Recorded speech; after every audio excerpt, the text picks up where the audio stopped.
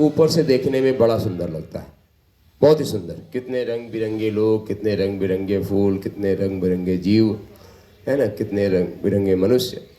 और वैसे ही सागर देखो, कितना विराट सागर है। कभी आप सागर के किनारे जाओ, उसमें उफान लेती लहरें, और कितना दूर से कितना सुंदर लगता है, वाह कितना अंदर। पर दोनों की दूसरी विशेषता क्या है कि दोनों का यदि पान करो तो दोनों खारे।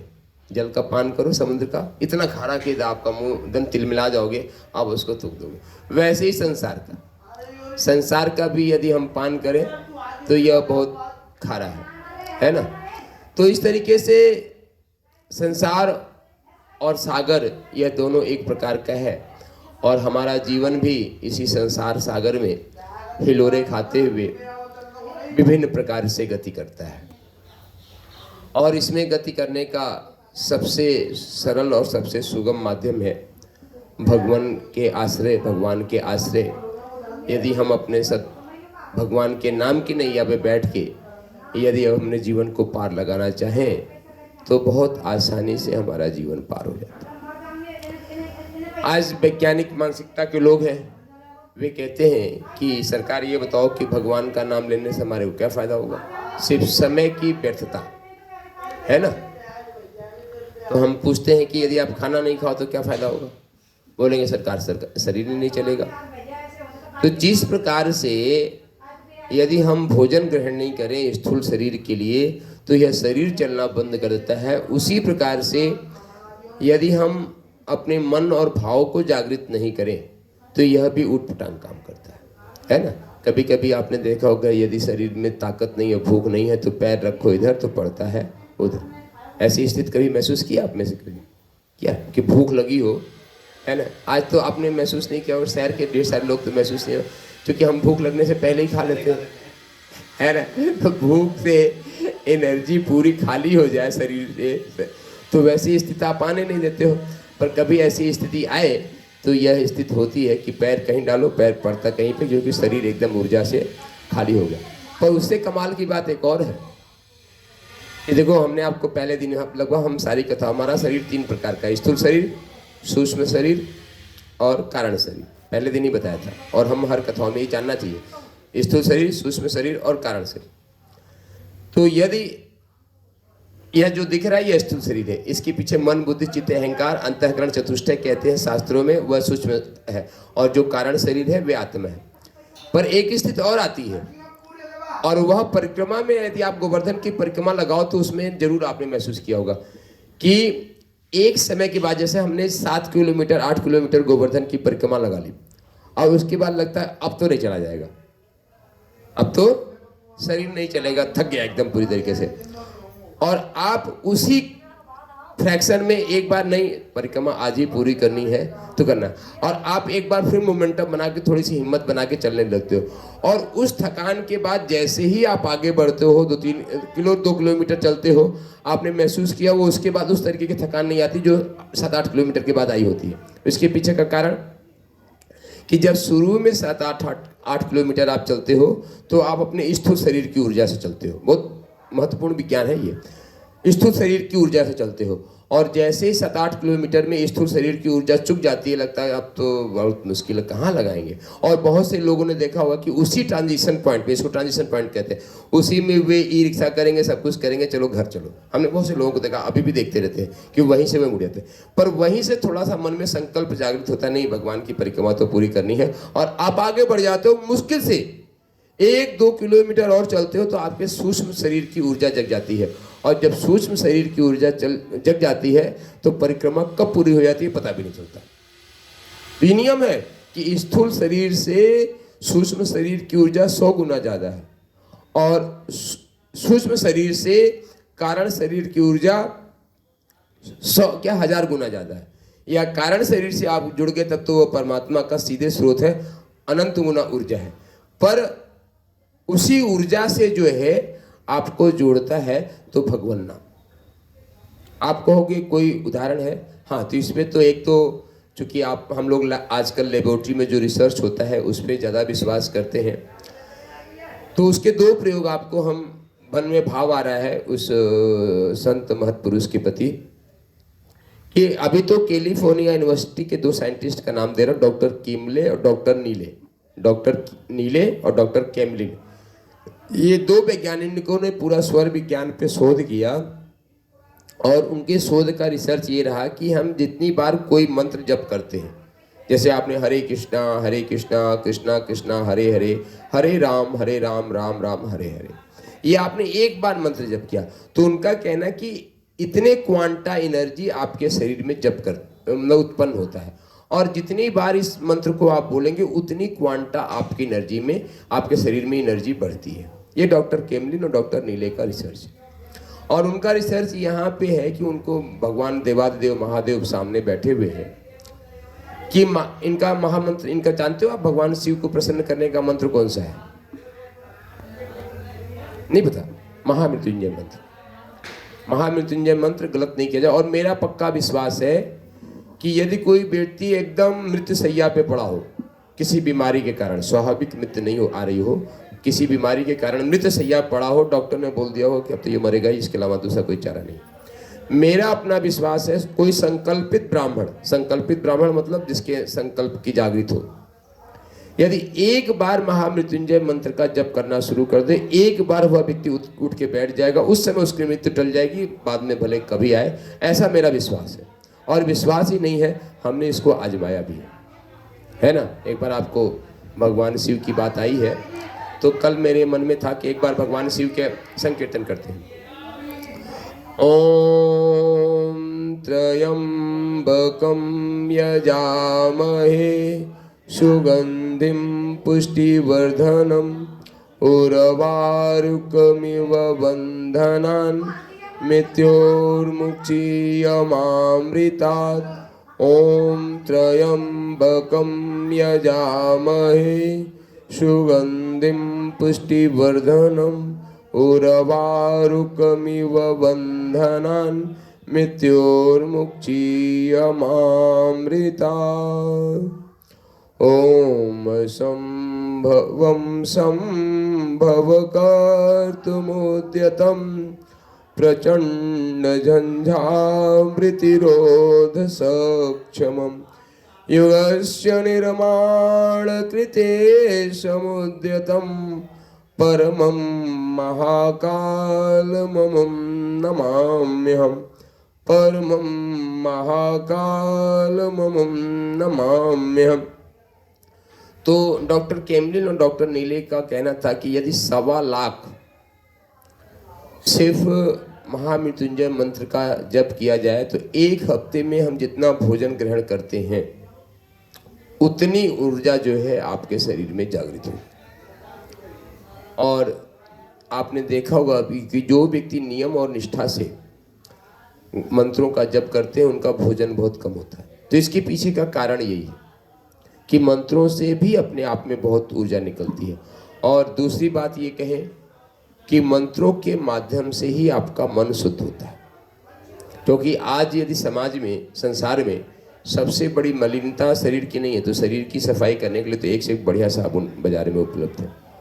पर साबुन से बढ़िया जो हमारे यमुना महारानी जी के किनारे एक रज मिलता है अलग प्रकार का, जिसको हम लोग मुल्तानी मिट्टी के रूप में कहते हैं, मतलब अलग प्रकार का, तो जमुना जी के किनारे मिलता, हमारे बनारस में भी खूब मिलता था।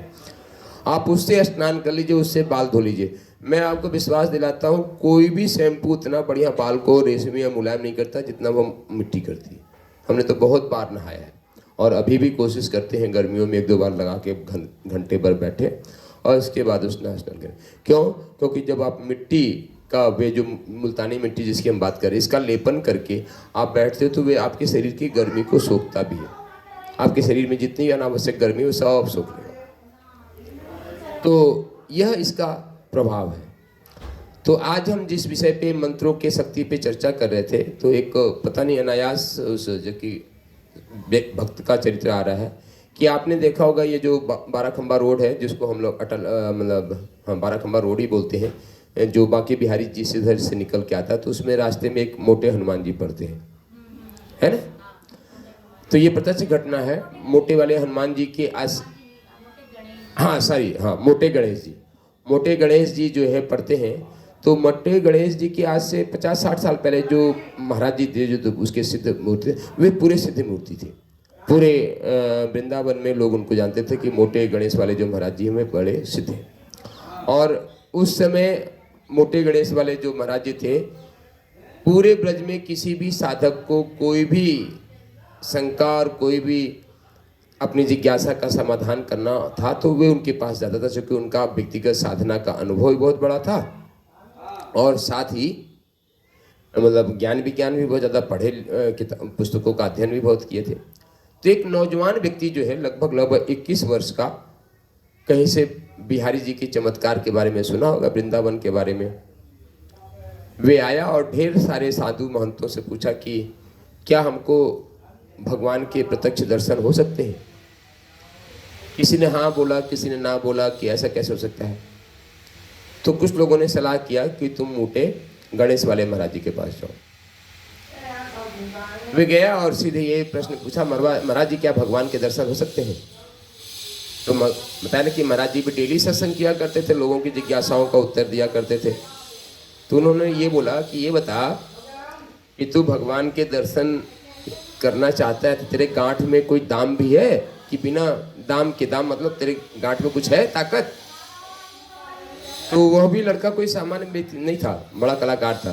बोला महाराज जी मेरे पास दो दाम है। एक कि मैंने जीवन में आज तक कभी झूठ नहीं बोला है ना, और बचपन से लेके आज तक हमने नैष्ठिक ब्रह्मचर्य का पालन किया है। उसने बोला हमारे पास दो दाम है कि एक हमने नैष्ठिक ब्रह्मचर्य का पालन किया है और दूसरा हमने सामान्यतः झूठ नहीं बोला है। और जैसे ही उस नवयुवक ने ये कहा, मोटे गणेश वाले महाराज जी खुश हो गए, प्रसन्न हो गए। बोलेगा कि यदि तू ये बात सही कह रहा है कि तूने ब्रह्मचर्य का पालन किया हुआ है और सामान्यतः झूठ नहीं बोला है, तो 6 महीने के अंदर तुमको भगवान के दर्शन, 6 महीने लगेगा, 6 महीने से एक दिन भी ज्यादा नहीं लगेगा, भगवान तेरे को प्रत्यक्ष दर्शन देंगे। तो उसने बोला नवयुवक कि महाराज जी क्या करना पड़ेगा। बोले कुछ नहीं करना पड़ेगा, सिर्फ यथा सामर्थ्य 24 घंटे में जितना ज्यादा से ज्यादा हो तुम जो गुरु मंत्र मैं दे रहा हूं उस गुरु मंत्र का जप करो। तो मोटे गणेश वाले महाराज जी ने उसको मंत्र का जप दिया और बोले इसको जप करो। शुरू में उसने हफ्ते 10 दिन जप किया होगा। हफ्ते 10 दिन जप करने के बाद वो महाराज जी के पास पहुंचा। वो महाराज जी ने साथ में भी बोल दिया था कि बीच में हमसे मिलते रहना, जुलते रहना हमारे से। हफ्ते 10 दिन के बाद पहुंचा, कहा महाराज अभी तो कोई फर्क पड़ नहीं रहा है। बोले ये बताओ कि तुमको जप करते करते कैसा महसूस होता है। कहा महाराज वैसे तो मैं इसमें 10 से 12 घंटे 13 घंटे जप करता हूँ, पर जप करते करते कभी कभार जो है हमारे शरीर में पुलकन पैदा होती है। हमने आपको बताया था ना कि जब आपके शरीर में प्रेम पैदा होगा तो अश्रु कम पुलक जो है, ये 3 लक्षण आपके शरीर में बेसिक रूप से दिखते हैं। तो जब उसने ये बताया कि कभी कभी हमारे शरीर में रोमांच और कंपन पैदा होता है, तब महाराज जी और खुश हुए। बोले अभी तो हफ्ते 10 दिन हुए हैं, इसका मतलब ये है कि मंत्र तेरे शरीर में जागृत होना शुरू हो गया। फिर हफ्ते 10 दिन जप करके फिर महाराज जी के पास वे पहुंचा। फिर कहे अब बोले महाराज जी कैसे हो गया है। तो अब बोला कि महाराज जी कई बार जप करते करते मैं भाव शून्य हो जाता हूँ, मुझे पता ही नहीं चलता कि मंत्र जप चल रहा है कि नहीं चल रहा है, पर वह अंदर मन में चलता रहता है। कहे ये स्थिति उससे अच्छी है। तो जितनी बार वे महाराज जी से जाए अपनी एक स्थिति बताए, तो एक बार एकदम अंतिम सीढ़ी पे था 5 महीने के बाद, तो वे जाके कहता कि महाराज तो अब तो ऐसी स्थिति है कि जब करते करते करते करते इतने आंसू निकलने लगते, इतना भाव विवल हो जाता है कि मंत्र तो जप होता नहीं। तब महाराज जी ने कहा कि अब तू भगवत प्राप्ति के एकदम निकट है, अब तुम इस जप को छोड़ के जाना नहीं और इसी निष्ठा के साथ जप करते रहे तो भगवान साक्षात तुम्हारे सामने प्रकट होंगे। और हुआ भी इस कि वह जप पूरी निष्ठा के साथ करता था और एक दिन जप करते करते करते करते मध्य रात्रि में ठीक भगवान श्री कृष्ण अपने पूरे श्रृंगार के साथ जो है उसके सामने प्रकट होते हैं और पूरा जो है प्रकाश हो जाता है और भगवान का वह साक्षात दर्शन करते हैं, सिर्फ मंत्र जप से, है ना। तो मंत्र जप की यह सामर्थ्य है। और आज मेरा भी यह विश्वास है, ऐसा देखिए, एक होता है कि यह हम सिर्फ आपके विश्वास के जागरण के लिए बात कहते हैं, बता रहे हैं, अन्यथा कहने की आवश्यकता नहीं है। हमने 9 साल राधा रानी के श्री चरणों में, जैसा कि हमने बताया था कि हम परिक्रमा मार्ग से ही बाहर नहीं गए और बहुत ही नियम निष्ठा से साधना करते थे।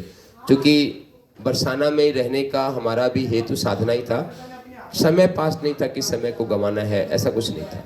पूरी निष्ठा के साथ हमने साधना किया। तो यदि पूरे निष्ठा के साथ, पूरे भाव के साथ यदि साधना किया जाए तो आज भी इस कलिकाल में आज भी ठाकुर जी, हमारी श्री लाडली सरकार आपको दर्शन देती है, निश्चित रूप से दर्शन देती है। बस आवश्यकता है आपको अपने निष्ठा, आपको अपने समर्पण, आपको अपने भाव बनाए रखने का। यह मात्र शब्द नहीं है कि निष्ठा, समर्पण, भाव बनाए रखें।